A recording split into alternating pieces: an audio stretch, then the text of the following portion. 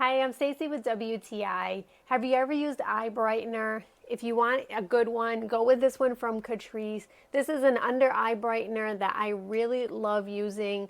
It is so smooth and easy to apply, and it really makes me feel like my eyes have a brightness to them. You get a generous amount in this container, and this is the lighter color. It is a pink sheer, but once you apply it, you don't see that pink at all, but rather you just get a really fresh brightness to your eyes.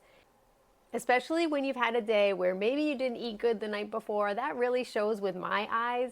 And so being able to have this awesome brightener, it makes me feel like I just have a nice wide awake look, and it stays nice and fresh all day.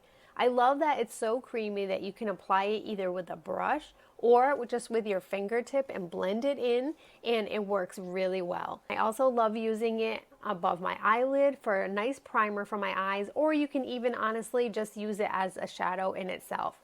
This is an awesome eye brightener. It's really such a good value, and I love that it works so well. It's nice and creamy, and it really helps me to feel like I look a little more awake. But that's just my point of view.